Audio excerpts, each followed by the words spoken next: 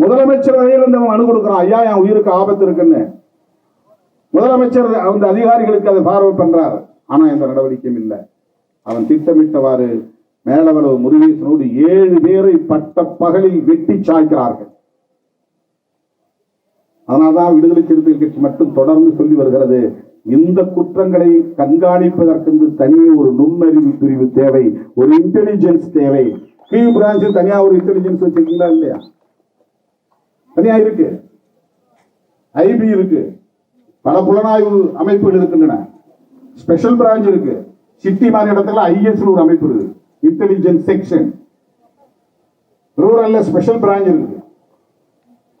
இதெல்லாமே டிட்டாச்மெண்ட் அப்படின்னு ஒரு பிரிவு, தனியா புலனாய்வு பிரிவு இருக்கு. பல நுண்ணறிவு பிரிவு இருக்கிற போது இந்த சாதியவாதிகள் எவெல்லாம் சோசியல் மீடியாவில் வந்து ஹீரோவா இருக்கிறான் பாருங்க, ஊன் பேசுறான், இப்படிலாம் யாரு கண்காணிக்கிறது? வெட்டுவான்னு தெரியல, அப்புறம் ஏன்டா நீ லவ் பண்றான்றான் ஒருத்தன்.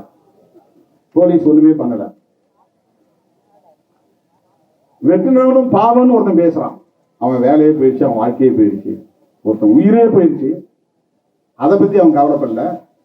அவன் உள்ள போயிட்டா இனி அவன் வாழ்க்கையே போயிடுச்சு, அதுக்காக அவன் கவலைப்படுறான். இந்த மாதிரி சக்திகள் சமூகத்திலே பதற்றத்தை உருவாக்குகிறார்கள். 2 தம்பிங்க பாவம், கோபி சுதாகர் அப்படின்னு, ரொம்ப நேர்மையா அவன் யாரையும் சொல்லாம ரொம்ப நேர்மையா கருத்து சொல்லியிருக்கான். இந்த பிள்ளைங்களுக்கு என்ன விருது கொடுத்தாலும் பொருந்தும். நேர்மையா சொல்றான், அவன் யாரையும் மனசுல வச்சுட்டு பேசுறான். அவனை மிரட்டி அந்த போஸ்டை எடுத்து வச்சுட்டாங்க. நாம சொல்லியிருந்தா பெரிய பிரச்சனையா மாறி இருக்கும். நல்ல வேளை அவனுக்கு வந்து இந்த தலித் அடையாளம் இல்லாத பசங்க போடுறது அப்படின்னு நினைக்கிறேன்.